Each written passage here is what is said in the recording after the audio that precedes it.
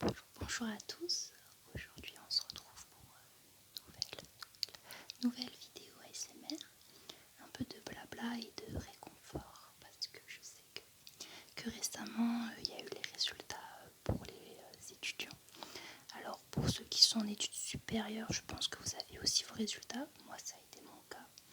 J'étais en deuxième année de sciences pour l'ingénieur et sans aucune surprise, j'ai pas eu mon année. Je le savais. Limite, je le savais dès que je suis entrée dans la licence que c'était foutu d'avance pour moi. Voilà.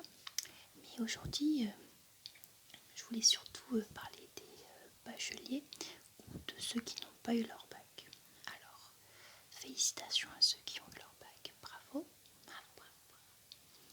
Et pour ceux qui n'ont pas eu leur bac, alors ça dépend. Si vous n'avez pas eu votre bac à cause de problèmes personnels, et que vous étiez trop mal en point, que ce soit mentalement ou physiquement, pour réviser, je suis vraiment désolée pour vous. Je sais que vous devez le prendre comme quelque chose d'injuste et je comprends totalement. C'est parce que vous dites pourquoi ça arrive à moi. Et franchement, je vous souhaite beaucoup de courage pour l'année prochaine. D'accord ? Vous allez réussir. Je compte sur vous. D'accord.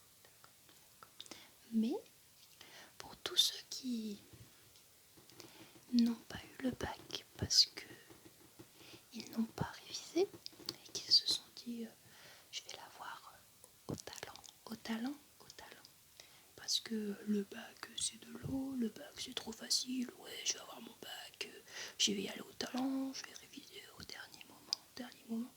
Et ben non, ça marche pas comme ça. Donc si vous n'avez pas eu votre bac parce que vous avez eu la flemme de réviser et que vous vous êtes dit ça va passer comme ça, bien fait pour vous, bien fait pour vous, c'est ce que vous méritez. Et si vous êtes au rattrapage pour les mêmes raisons, sachez que, à part si vous faites un rattrapage d'enfer et que vous n'aviez pas énormément de points rattrapés, sachez qu'il y a peu de chances que vous réussissiez, donc ne comptez pas là-dessus, ne misez pas tous vos espoirs là-dessus, parce qu'il faut savoir que le jury, il a votre bulletin entre les mains, et du coup il va voir si vous êtes quelqu'un qui n'a pas été assidu, il va pas être très indulgent avec vous. Je me permets de vous dire bien fait parce que j'étais dans votre situation. En 2018, j'ai passé la première fois mon bac, un bac S, et j'étais très mauvaise dans toutes les matières scientifiques.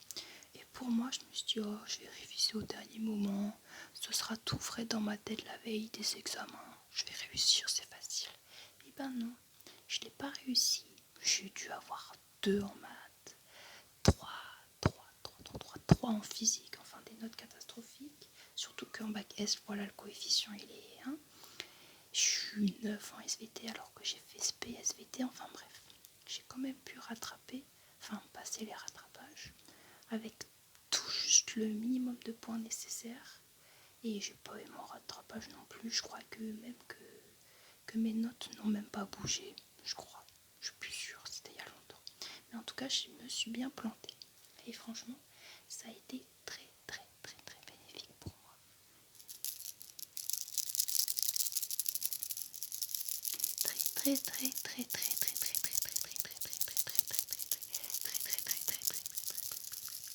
Très bénéfique pour moi.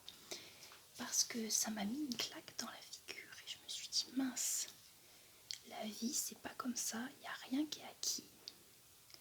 Et oui, rien n'est acquis. Alors ça se trouve, il y en a d'entre vous qui ont eu leur bac en faisant cette technique, qui l'ont eu tout juste avec 10, tout ça. Bon, c'est bien, je suis contente pour vous. Mais il faut prendre ça comme une chance et vous dire, bon, cette année j'ai eu le bac, c'était juste, je me suis pas donné à fond, mais maintenant pour les études supérieures, je vais m'y mettre parce que sachez qu'à force d'accumuler lacunes en ayant 10, en passant tous les trucs de justesse, à force vous allez accumuler trop de lacunes et vous n'allez plus vous en sortir.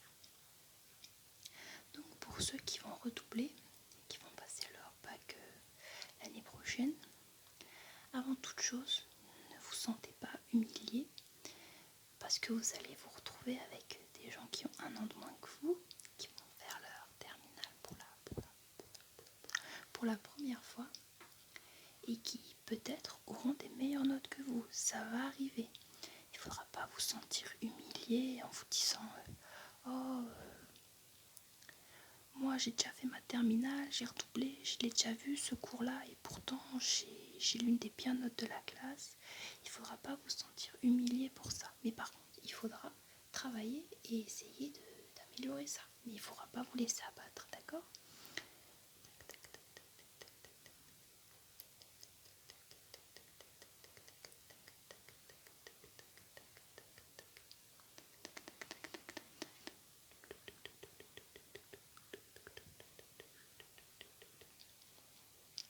Ensuite, il va falloir changer vos habitudes.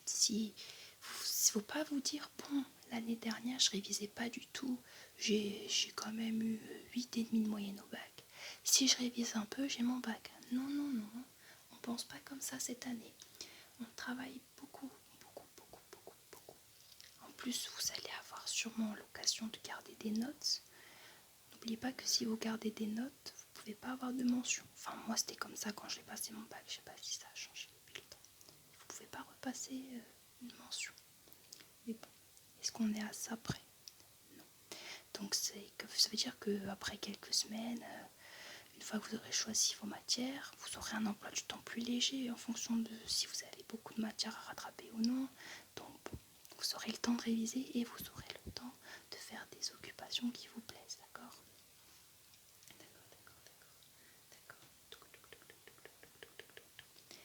Si j'ai un conseil à donner pour les gens qui n'aiment pas trop être encadrés, qui aiment bien sécher les cours, tout ça, et ben à part si ce que vous voulez faire c'est seulement à la fac, mais sinon je vous conseille plutôt un DUT ou un BTS et d'être encadré, parce que sinon si vous allez aller à la fac, vous n'allez jamais venir, je vous le dis, c'est sûr.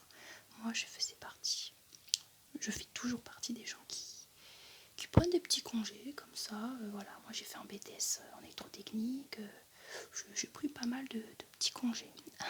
Alors j'ai eu la chance de ne pas avoir été sanctionnée pour ça, pour mes absences, parce que j'étais quand même une bonne élève, j'avais des bonnes notes, et puis surtout j'avais pas la bourse. Mais attention, si vous avez la bourse et que vous séchez, ils vous coupent la bourse. Et oui, ils s'embêteront pas. Hop là la bourse, tac, tac, hop là les 100 € par mois, tac, hop là les 200 € par mois, hop, ah toi t'étais échelon 6, paf, tant pis pour toi. Ils vont pas hésiter, hein. Peu importe si vous êtes échelon 0, 1, 2, 3, je sais pas quoi, ils vous couperont la bourse. Et là ça, c'est douloureux. Donc voilà, faites attention. Et puis en plus, ça va rester. Par exemple, moi je touchais pas la bourse, donc ils n'avaient pas non plus de quoi me sanctionner. Et puis pour virer un élève, il faut quand même le faire. Mais du coup, c'est resté dans mes bulletins. Alors, j'ai pas eu de remarques de mes professeurs qui disaient que j'étais absente, mais il y avait les heures qui étaient indiquées. Et j'ai eu un entretien pour une licence pro. Et ils m'ont dit, oui, pouvez-vous nous expliquer vos absences ? Aïe, aïe, aïe, qu'est-ce que je pouvais dire ? Donc bon, j'ai fait, oh, j'avais des problèmes personnels, c'est pour ça que j'étais pas là. Voilà quoi. Bon, j'avais pas de problème personnel, j'avais juste la flemme. Et donc, dites-vous qu'en BTS, en étant encadré, j'ai réussi à sécher. Alors, je vous raconte pas à la fac comment ça s'est passé quand j'étais en L2. Donc, franchement, c'est bien fait pour moi que j'ai pas eu mon année. Et voilà. Ne faites pas comme moi. Depuis avant, je vous dis, ouais, c'est bien fait ceci, cela. Et là, je suis en train de vous dire, ouais, j'ai séché les cours. Faites ce que je dis, mais pas ce que je fais. Ce que je dis, mais pas ce que je fais. Non, mais je regrette d'avoir fait ça pendant mon année de BTS. Alors, ça m'a pas trop porté préjudice au niveau des notes, mais c'est sûr que c'est pas ce qu'il faut faire. Donc, si vous êtes quelqu'un qui a tendance à facilement se laisser aller sur l'assiduité, je vous conseille d'être encadré. Voilà. Pour finir cette vidéo, je vais couper comment ça s'appelle ? Je prends vos énergies négatives et je vais les couper, et puis on va terminer là-dessus. Je vais les couper comme je dis les mêmes ciseaux qu'ils ont utilisés pour couper la bourse, mais là je coupe pas votre bourse, hein, je coupe vos pensées négatives, d'accord ?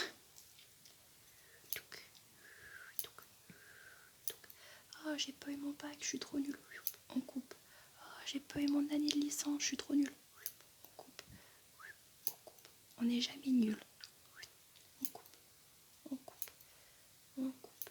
On coupe. Ah, je fais quelque chose que j'aime pas. J'ai raté ma vie. Non. On coupe. Ah, ça fait 5 ans que je suis dans une école qui me plaît pas. Je veux arrêter. Non. On coupe ces énergies négatives. Hop, hop. Si vous avez fait des études qui vous plaisent pas, réorientez-vous. C'est pas grave. C'est jamais trop tard. Moi, j'ai connu une fille qui a eu une thèse. Ça veut dire qu'elle a fait vraiment de longues études. Elle s'est remise dans les études parce que finalement, ça lui plaît pas. Voilà. On peut jamais, c'est jamais trop tard. On peut toujours retourner en arrière tant qu'on est investi, d'accord.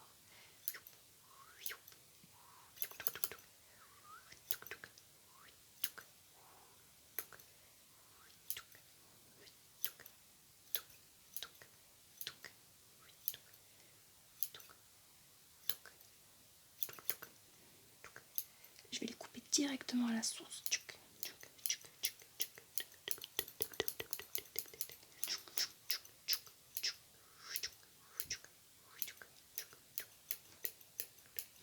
Pas de pensée négative, d'accord. Tac, tac, tac, tac, tac, tac.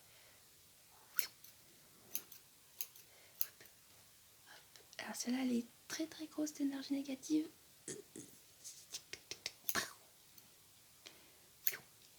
Ouh, ça y est, j'ai réussi à couper toutes vos énergies négatives. Alors, c'est la fin de cette petite vidéo. J'espère qu'elle vous aura plu. J'espère que je vous aurai pas vexé. J'ai été un peu trash dans mes propos, mais bon, c'est vraiment pas pour être méchante, c'est juste que je sais ce que c'est. Et puis quand on a 18 ans, on est très vite envahi par nos émotions et nos sentiments. Mais ce que je veux dire, c'est qu'il faut banaliser ça dans la mesure où vous comptez vous rattraper. Mais c'est pas grave de perdre une année. Moi, j'ai redoublé. Donc j'ai perdu une année, entre guillemets, hein, j'ai perdu une année. J'ai fait un BTS et finalement, au lieu d'aller en licence pro, j'ai décidé d'aller en L2. Donc j'ai perdu une autre année. Et cette année, finalement, je vais aller en L3. Je vais faire une licence pro, donc ça va faire quasiment 3 années que je perds. Mais c'est pas grave, c'est comme ça que j'ai su le parcours qui me plairait. C'est comme ça que j'ai su ce qui me plaisait ou pas. Et c'est comme ça que j'ai réussi à me motiver et à comprendre comment travailler. D'accord ? Donc je vous souhaite une bonne nuit ou une bonne journée, je sais pas. Et puis ne vous inquiétez pas, tant que vous y croyez, ça se passera bien.